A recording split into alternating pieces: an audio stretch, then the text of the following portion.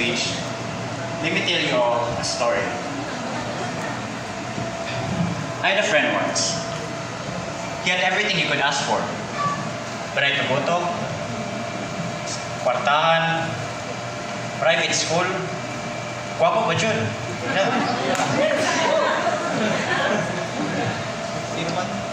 Mag-abogado na siya after senior high. But you know what he didn't have?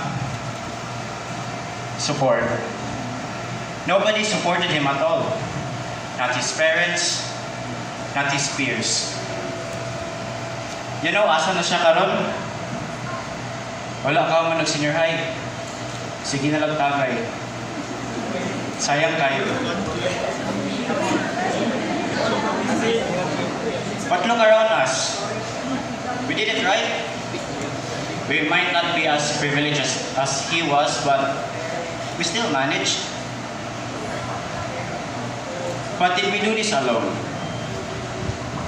Ladies and gentlemen, fellow graduates, teachers, parents, and guardians, and guests, I am here to tell you that I stand here before you not because of my own efforts, but with the combined support and guidance by the incredible people that are present before you today. My name is Nathaniel Aitenambakan, and good afternoon to you all. To be honest with you all, I was scared with going to informatics because I don't know anyone. I don't know anyone. But despite that, I still found support. First to my parents. Mama, Papa, you always wanted me to study STEM. But you let me follow my passion for animation and informatics instead.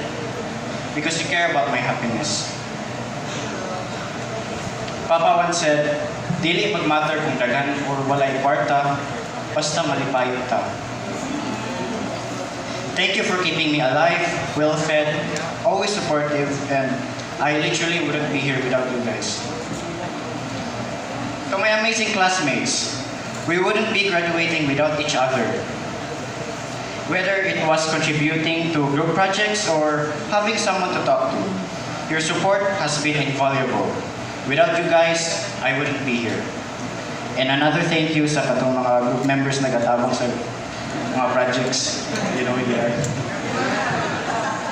A special thank you to Christine Valmoria for being the most reliable groupmate I could ever ask for.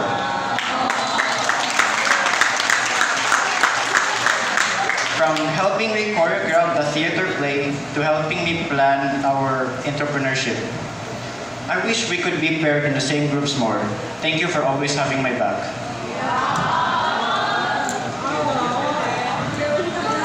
To our incredible teachers, Sir Ryan, Sir Marvin, Ma'am Princess, Ma'am Mariel, and Ma'am Kay, you shared your knowledge with passion and dedication. Without your teaching, all of us graduates would quite literally not be here today. A special thank you to my advisor, Ma'am Elaine, for being the supportive and approachable advisor that you are. Sir Big Vai, your constant encouragement pushed me to be better every day. Thank you for putting your faith in me, becoming even more than I am already am. And Ma'am Janice, as our one and only animation teacher, thank you for sharing your knowledge in animation and drawing the way to a more colorful and animated future that I have been looking forward to. From the love and support from our parents and guardians, to all the teachers are very understanding and approachable.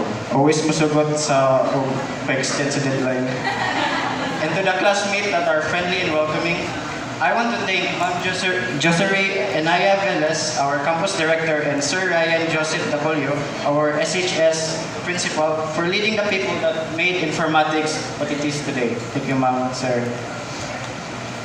As Helen Keller said, alone we can do so little, but together we can do so much.